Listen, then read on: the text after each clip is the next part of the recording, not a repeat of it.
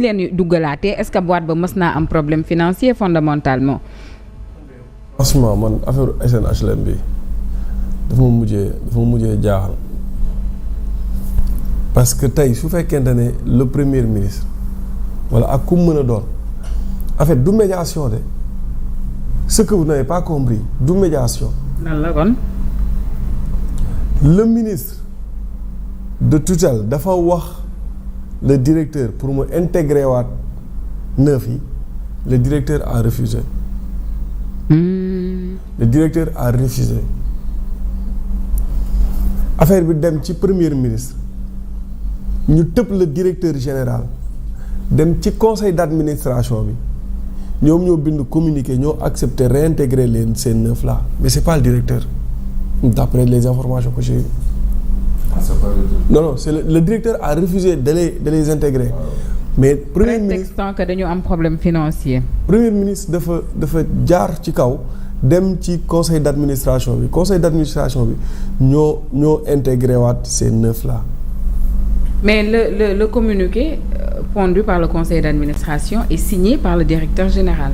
donc moo koy signé puis forcément. mais li Mamadou di wax nii c'est précisé. moo koy signé. il a dit par recommandation. du conseil d'administration. moo koy signé forcément mënu ko bañ a signé bu ko signé wul ñu dàq. non il l'a signé il a précisé que ne après médiation du premier ministre et par recommandation du conseil d'administration. donc leeral na li moo xam. leeral na maintenant je ne sais pas ñeneen ñi ñu dàqoon ci yeneen boîtes yi pourquoi on n'a pas fait ça. est-ce que bii moo ëppoon pression nag ak vidéo yi. les 9 personnes. non ñii ñoo gën a yëngal mais est-ce que premier ministre bi moo fi nekkoon. waaw c'est ça. loolu laa bëggoon a wax. c'est-à-dire ça c'est Al Aminou Lo te dàq yële waa Pastef ñoo doon dàq ñeneen ñu jàppoon ne faruñu Pastef donc le président du Pastef premier ministre est forcément d'accord c'est ça la différence. léegi kii moom ñim dàq fuñ boobu. alors que lii mooy leçon bi dama la doon bañ a dagg c'est-à-dire bon bu fekkee mën naa dem. maanaam ci réintégration wu 9 personnes yi li ma ci neex mooy que Al Aminou Lo le premier ministre a montré preuve de maturité de grandeur que ne xoolul ñooñu fu ñu far parce que ñooñu dàq bi ñu leen dàq seen far ñenn ñi ci Pastef moo tax directeur bi ñu bëri jàpp ne moo tax mu def loolu selon ñoom tamit liñ doon def dañu jàpp ne directeur bi bokkul wanewul féeteem appartenance am fële moo tax ñoom it ñu ko doon xeex ci guerre boobu noonu lañ leen defee loolu le premier ministre jàpp ne loolu c'est injuste mu dem dox ci médiation sottiwul mu dem wax ak conseil d'administration bi pour ñu wax ak directeur bi pour ñu réintégrer leen parce que yooyu dafay war a jeex loolu bu amee geste bu ñu ci war a saluer man jàpp naa ne loolu lañ ci war a saluer il faut ñu bàyyi direction yi di ko féetale fenn di ko féetale Pastef wala di ko féetale Diomaye président wala di ko ñëw ne waa APR yi dañ ñoo bëri ci direction bi dañ leen di dàq parce que direction yi waa Sénégal ñoo ko moom alalu réew mi moo fa nekk yow directeur bi ci boppam waa Sénégal ñoo lay fay donc képp kuy sénégalais am na droit liggéeyee fa bu amee compétence waaw. non ça c'est vrai sur le principe sauf que oui mais man le problème que j'ai man bu doon may directeur damay démissionner. ah oui. si j'étais le directeur de SNHLM. j'allais démissionner ñu réintégrer les 9. non de facto je démissionne. mooy wane ni amoo benn baat sa kër di. xam nga sans problème sax mooy dàq bi daf ko teg ci base bu légal ou pas parce que tamit nit ki tamit moom mii directeur. te xam man li ma tu as son truc là bu mu kii yoon. moom laay xoolaat ni waaw. parce que les motifs qu'il a avancé. Les motifs qu'il a avancé je dis bien loolu motif de. licenciement de renvoyer nit ki parce que jël nit ki tamit. comprendre naa foofu. et il a vraiment waaw été honnête.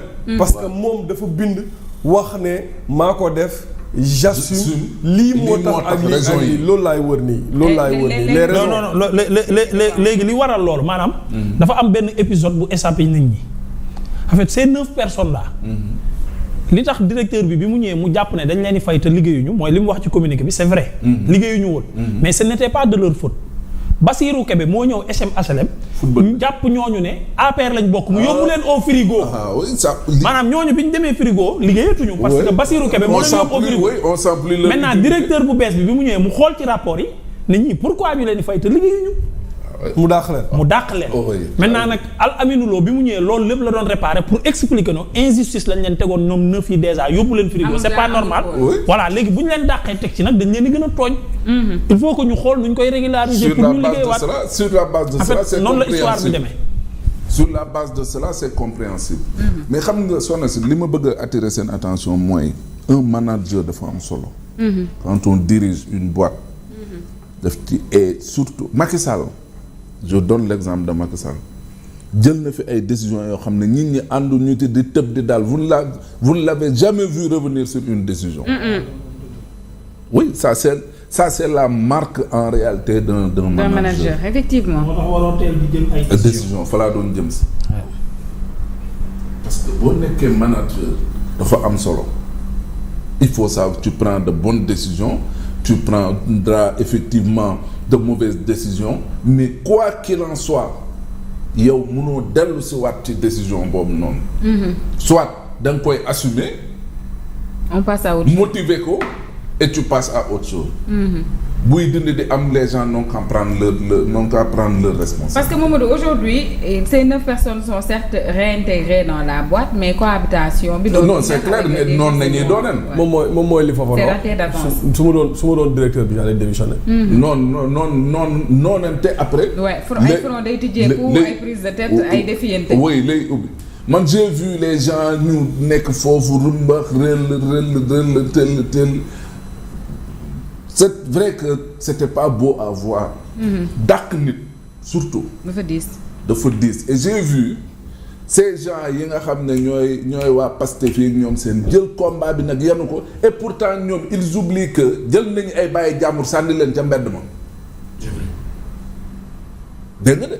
jël nañ ay bàyyi jàmbur sànni leen ca mbedd ma ñii nag ñu ne nii nag ñoom woo xeex bi noonu nañ ko jël nañ ko kii raison yi Ahmed wax ça peut se comprendre. Bassirou Kébé aussi à l'image d'autres directeurs li ñu def dans les boîtes kenn xamul nu mu tudd. tu as vu tu vas à la LONASE tous ces mangas mais di recruter n'importe comment. ku la nekk nga jël.